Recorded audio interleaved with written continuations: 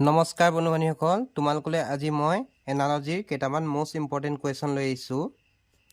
ইয়াত প্ৰথম আমাক কুৱেশ্যনটো দিয়া আছে 18:30 সমানুপাত 36 অনুপাত প্ৰশ্নবোধক।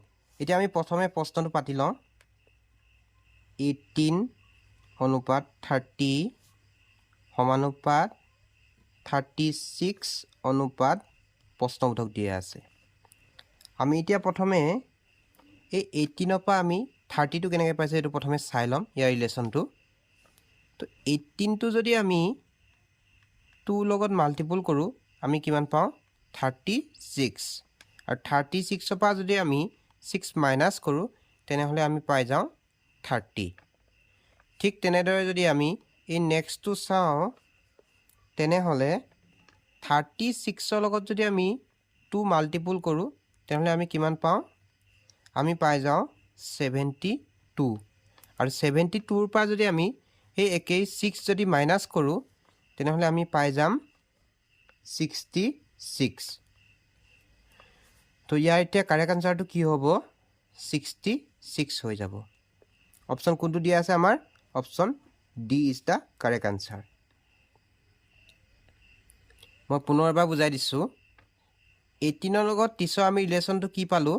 18ৰ লগত 2 মাল্টিপুল হৈছে 36 পাইছোঁ, আৰু তাৰ পৰা আমি 6 মাইনাছ কৰিছোঁ তেনেহ'লে আমি এই 30টো পাই গৈছোঁ। ঠিক তেনেদৰে যদি আমি নেক্সটটোত চাওঁ 36ৰ লগত 2 মাল্টিপুল কৰিছোঁ তেতিয়া আমি কিমান পাইছোঁ? 72 পালোঁ। আৰু এই ছেইম ইয়াত যেনেকৈ আমি 6 বিয়োগ কৰিছিলোঁ ঠিক তেনেদৰে আমি ইয়াতো 6 বিয়োগ কৰিছোঁ, তেন্তে আমি আনচাৰটো কিমান পাইছোঁ? 66। এতিয়া আমি আহিছোঁ নেক্সট কুৱেশ্যনটোলৈ। নেক্সট কুৱেশ্যনটো আমাক কি দিয়া আছে? 17:52 সমানুপাত 1 অনুপাত প্ৰশ্নবোধক দিয়া আছে। আমি প্ৰথমে প্ৰশ্নটো পাতি লওঁ। 17:52 সমানুপাত 1 অনুপাত প্ৰশ্নবোধক। এতিয়া আমি প্ৰথমে এই সুতৰ লগত 52ৰ ৰিলেশ্যনটো কি আমি প্ৰথমে চাই লওঁ। যদি আমি 17টো 3 লগত যদি মাল্টিপুল কৰোঁ আমি কিমান পাওঁ? 51 পাওঁ। আৰু 51ৰ লগত যদি আমি 1 প্লাছ কৰোঁ আমি তেনেহ'লে পাওঁ 52। ঠিক তেনেদৰে যদি আমি নেক্সটটোত চাওঁ 1ৰ লগত যদি আমি 3 পূৰণ কৰোঁ তেনেহ'লে আমি পাওঁ 3। আৰু 3ৰ লগত যদি 1 প্লাছ কৰোঁ তেনেহ'লে আমি পাই যাওঁ 4। তো ইয়াৰ কাৰেক্ট আনচাৰটো কি হ'ব? ইয়াৰ কাৰেক্ট আনচাৰটো কি হ'ব? তো 4 হৈ যাব। তো অপশ্যন কোনটো দিয়া আছে আমাৰ? Option B is the correct answer.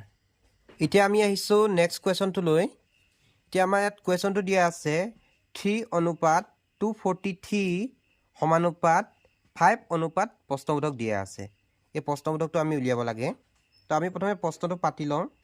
3:243 সমানুপাত 5 অনুপাত প্ৰশ্নবোধক দিয়া আছে। আমি এতিয়া ইয়াৰ প্ৰথমে এই দুটা ৰিলেশ্যনটো চাই লওঁ। যদি আমি 3^5 কৰোঁ তেনেহ'লে আমি কিমান পাই যাম? 243 পাওঁ। এবাৰ মই পূৰণ কৰি দেখাই দিছোঁ। যদি আমি প্ৰথমে 5টা পাতি লওঁ, এইকেইটা আমি এতিয়া পূৰণ কৰি দেখাইছোঁ। 3 × 2 = 9, 9 × 3 = 27, 27 × 3 = 81, 81 লগত যদি আমি 3 পূৰণ কৰোঁ তেনেহ'লে হৈ যায় আমাৰ 243। ঠিক তেনেদৰে আমি যদি 5টো যদি আমি 5^5 কৰোঁ, 5^5 যদি আমি 5 কৰোঁ তেনেহ'লে আমি পাই যাম 3125। তো আমি 5টা পূৰণ কৰি চাওঁ।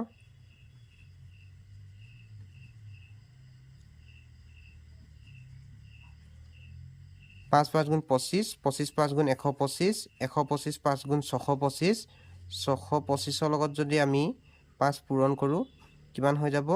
3125। তো ইয়াৰ কাৰেক্ট আনচাৰটো কোনটো হ'ব?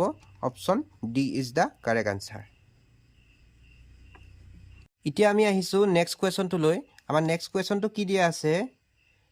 20:11 সমানুপাত 102 অনুপাত প্ৰশ্নবোধক দিয়া আছে। আমি প্ৰথমে প্ৰশ্নটো পাতি লওঁ। 20 অনুপাত 11 সমানুপাত 102 অনুপাত কুৱেশ্যন বোধক চিন দিয়া আছে। এতিয়া আমাক কি উলিয়াব দিছে, এই প্ৰশ্নবোধকত কি বহিব সেইটো আমাক উলিয়াব দিছে।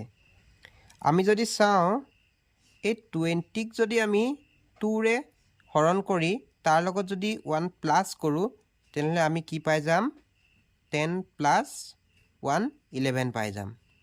ঠিক তেনেদৰে যদি আমি নেক্সটটোতো চাওঁ তেনেহ'লে 102ক 2ৰে যদি হৰণ কৰি তাৰ লগত যদি 1 প্লাছ কৰোঁ তেনেহ'লে আমি কি পাম, 2ৰে 102ক হৰণ কৰিলে আমি পাওঁ 51 আৰু তাৰ লগত যদি 1 প্লাছ কৰোঁ তেনেহ'লে আমি পাই যাম 52। তো ইয়াৰ কাৰেক্ট আনচাৰটো কি হ'ব, 52 হৈ যাব। কোনটো অপশ্যন দিয়া আছে আমাৰ, option B is the correct answer. এতিয়া আমি আহিছোঁ নেক্সট কুৱেশ্যনটোলৈ। ইয়াত কুৱেশ্যনটো আমাৰ দিয়া আছে 42 অনুপাত 20 সমানুপাত 64 অনুপাত প্ৰশ্নবোধক দিয়া আছে। এই প্ৰশ্নবোধকত কি বহিব সেইটো আমি উলিয়াব লাগে। আমি প্ৰথমে প্ৰশ্নটো পাতি লওঁ। 42 অনুপাত 20 সমানুপাত 64 অনুপাত প্ৰশ্নবোধক দিয়া আছে। যদি আমি চাওঁ 42ক যদি আমি 2ৰে হৰণ কৰি তাৰ পৰা যদি আমি 1 মাইনাছ কৰোঁ তেনেহ'লে আমি কি পাম, 2ৰে 42ক যাব 21 বাৰ আৰু 21ৰ পৰা যদি 1 মাইনাছ কৰোঁ তেনেহ'লে আমি কি পাম, 20 পাম। তো এই 20টো আমি পাই গ'লোঁ। যদি আমি ছেইম একে পেটাৰ্ণত নেক্সটটো আমি চাওঁ তেনেহ'লে 64ক যদি আমি 2ৰে যদি হৰণ কৰোঁ আৰু তাৰ পৰা 1 মাইনাছ কৰিলে আমি কি পাম, 2ৰে 64ক যাব 32 বাৰ, 32ৰ পৰা যদি 1 মাইনাছ কৰোঁ তেনেহ'লে আমি কিমান পাম, 31 পাম। তো ইয়াৰ কাৰেক্ট আনচাৰটো কি হ'ব, 31 হৈ যাব।